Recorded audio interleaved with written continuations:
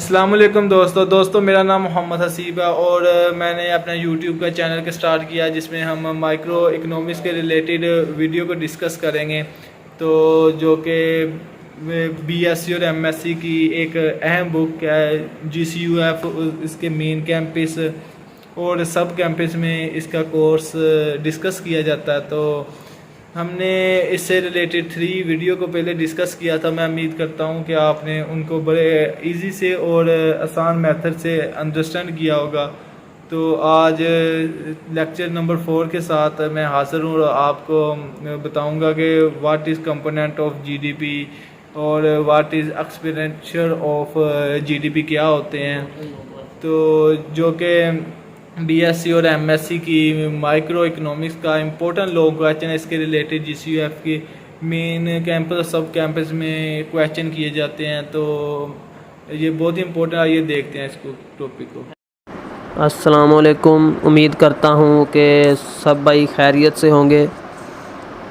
तो जो आज हमारा सेकंड चैप्टर का 4th लेक्चर है कि जो कि है the components of expenditures are GDP, जो कि गवर्नमेंट के एक्सपेंडिचर्स, तो जो ऑल एक्सपेंडिचर जीडीपी में इंक्लूड होते हैं। तो इसे रीड करते हैं। Economist and policy makers can not care not only about the economy's total output of goods and services but also about the allocation of this output among alternative uses.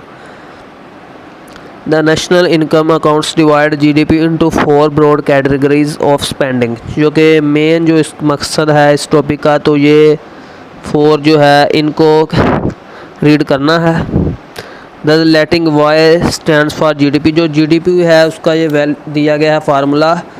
GDP is equal to consumption plus investment plus government purchases and net exports, जो कि होते हैं exports minus imports. तो GDP is the sum of consumption, investment, government purchases and net exports. This equation is an identity, an equation that must hold because of the वे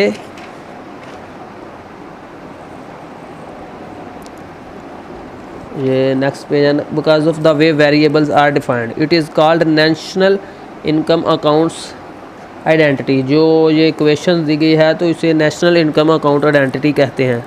तो first जो इसका major है वो है कंजम्पशन। तो consumption consist of household expenditures on goods and services. तो goods are tangible items, यानी जिससे छुआ जा सकता हो, and they in turn are split into durable और नॉन ड्यूरेबल। ड्यूरेबल गुड्स की जो डेफिनेशन दी गई है, durable goods are goods that last a long time, जो कि काफ़ी लॉन्ग टर्म यूज़ के लिए होते हैं, वो ड्यूरेबल गुड्स कहते हैं। Such as cars and TVs. Non durable goods are goods that last only a short time, जो शॉर्ट टाइम के यूज़ के लिए गुड्स इस्तेमाल होते हैं तो उन्हें नॉन ड्यूरेबल गुड्स कहते हैं। Such as food and clothing. तो services include various intangible items that consumer buy such as haircuts and doctor visits.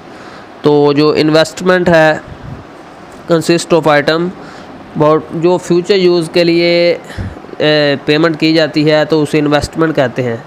तो इन्वेस्टमेंट की जो 3 सब कैटेगरीज हैं, business fixed investment, residential and inventory investment.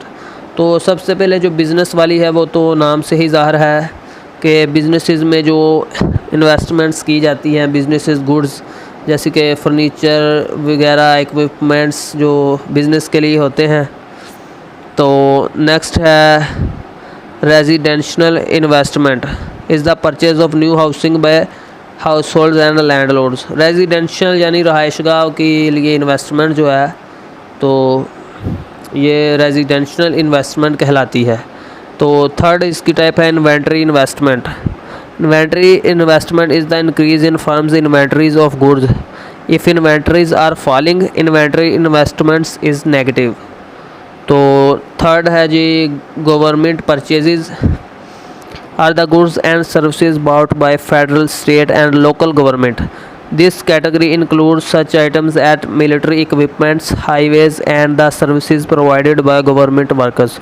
It does not include transfer payments to individuals, such as social security and welfare, because transfer payments reallocate existing income and are not made in exchange of goods and services. They are not part of GDP. जो last है और fourth category है इसकी, the last category net exports accounts of for trade with other countries. तो net exports are the value of goods and services sold to other countries, जो कि exports minus the value of goods and services that the countries sells as imports. तो जो कि है net exports are positive and the value of exports is greater than the value of our imports. तो जो हमारी पाकिस्तान है वो कि डेवलपिंग कंट्रीज है, इसकी इम्पोर्ट्स ज़्यादा है और एक्सपोर्ट्स कम है। तो and negative when the value of imports is greater than the value of our export. ये पाकिस्तान जैसी डेवलपिंग कंट्रीज़ की बात की गई है। तो net exports represents the net expenditure from abroad on our goods and services which provide income for domestic producers. तो उम्मीद करता हूँ आपको वीडियो पसंद आई होगी। तो नेक्स्ट लेक्चर हम नेक्स्ट वीक देखेंगे। तो संडे की तो छुट्टी आ जाएगी नेक्स्ट।